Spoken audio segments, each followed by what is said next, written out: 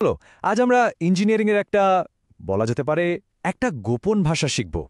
এমন একটা ভাষা যেটা ছাড়া আজকের দিনের কোনো ইলেকট্রনিক্স বা কমিউনিকেশন টেকনোলজি ভাবাই যায় না। আর সেই ভাষাটা হলো ভেক্টরস।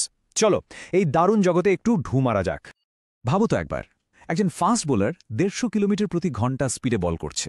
আচ্ছা, এটা তো শুধু তার স্পিড হলো, তাই না? কিন্তু যদি আমি বলি বোলার 150 কিলোমিটার প্রতি ঘন্টা বেগে ঠিক স্টাম্পের দিকে বলটা করছে, তখন তখন গিয়ে ব্যাপারটা সম্পূর্ণ হলো। এই যে ছোট্ট একটা বাড়তি তথ্য, স্টাম্পের দিকে, এটাই হলো ডিরেকশন। আর ঠিক এখানেই স্কেলার আর ভেক্টরের আসল খেলাটা লুকিয়ে আছে। তাহলে ব্যাপারটা কি দাঁড়ালো বলো তো? একদম সোজা। স্কেলার হলো এমন একটা কোয়ান্টিটি যার শুধু মান বা ম্যাগনিটিউড আছে, যেমন ধরো মাস, টেম্পারেচার বা স্পিড। আর ভেক্টরের কাছে মান তো আছেই, তার সাথে আছে অভিমুখ বা ডাইরেকশন, যেমন ফোর্স, ভেলোসিটি বা ডিসপ্লেসমেন্ট। মানে সহজ কথায় বলতে গেলে ভেক্টরের কাছে একটা এক্সট্রা সুপার পাওয়ার আছে, আর সেটা হলো ডাইরেকশন। আচ্ছা, একটা ভেক্টরের মান আর দিক আছে, এটা তো আমরা বুঝলাম।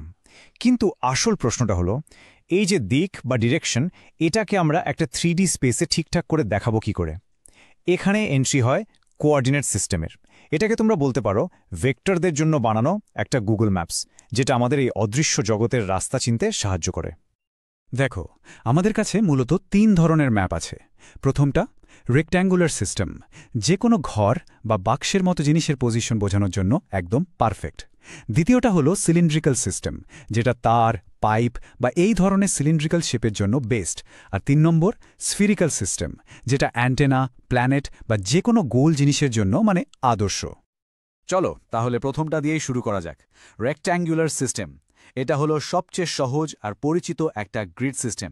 এখানে আমরা যে কোনো একটা পয়েন্টের পজিশন মাপি 3টে পরিচিত অ্যাক্সেস বরাবর, এক্স, ওয়াই আর জেড। যেমন ধরো তোমার ক্লাসরুমের কোণাটা, এর থেকে সহজ হিসেব আর হয় না। এরপর আসছি সিলিন্ড্রিক্যাল সিস্টেমে। এখানে একটা পয়েন্টকে লোকেট করতে আমাদের 3টে জিনিস লাগে। সেন্ট্রাল অ্যাক্সিস থেকে তার ব্যাসার্ধ বা রেডিয়াস আর, একটা অ্যাঙ্গেল বা কোণ ফাই, আর তার উচ্চতা বা হাইট জেড।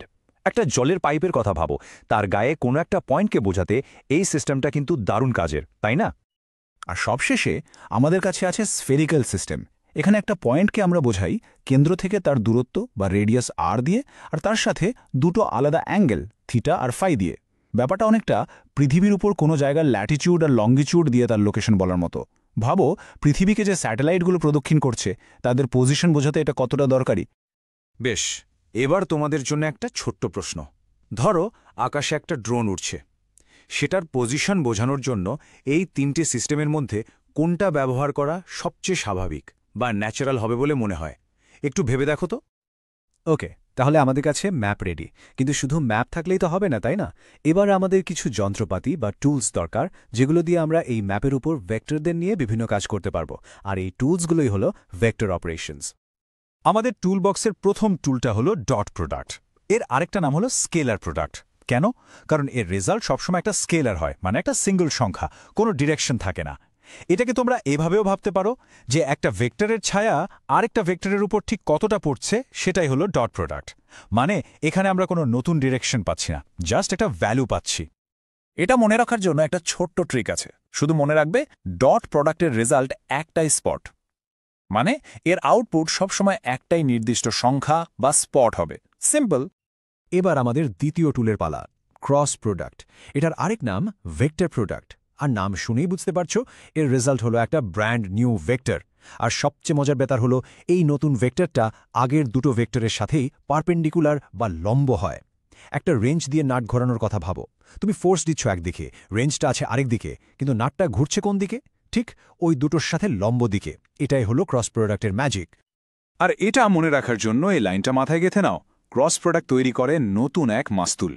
ঠিক যেমন জাহাজের ডেকের ওপর মাস্তুলটা লম্বভাবে দাঁড়িয়ে থাকে, ক্রস প্রোডাক্টও ঠিক সেরকমই একটা নতুন পারপেন্ডিকুলার ভেক্টর তৈরি করে।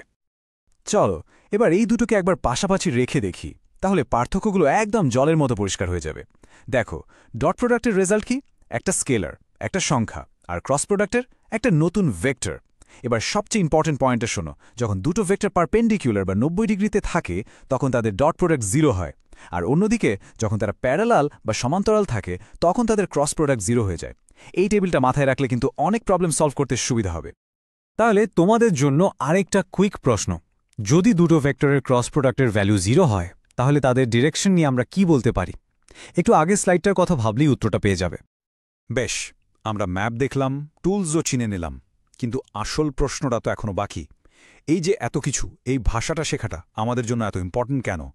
চলো এবার দেখি এই থিওরি কি করে আমাদের চারপাশের টেকনোলজির ভিত তৈরি করেছে। দেখো, একদম সহজ কথায় বলতে গেলে ভেক্টর হল ইলেকট্রোম্যাগনেটিজমের এবিসি।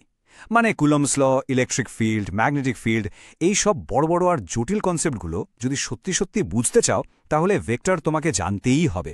এর কোনো শর্টকাট বা বিকল্প নেই, একদমই নেই।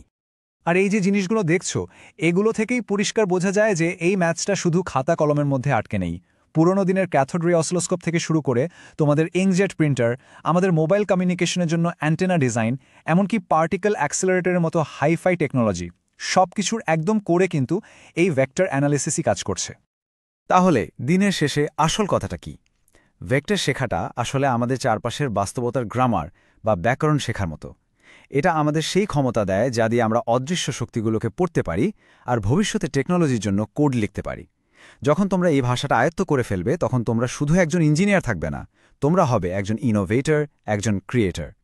তাই শেষ করার আগে তোমাদের কাছে আমার একটা প্রশ্ন রেখে গেলাম। এই যে নতুন ভাষাটা শিখলে, এটা দিয়ে কোন অদৃশ্য শক্তিকে তোমরা প্রথমবার সবার সামনে তুলে ধরতে চাও?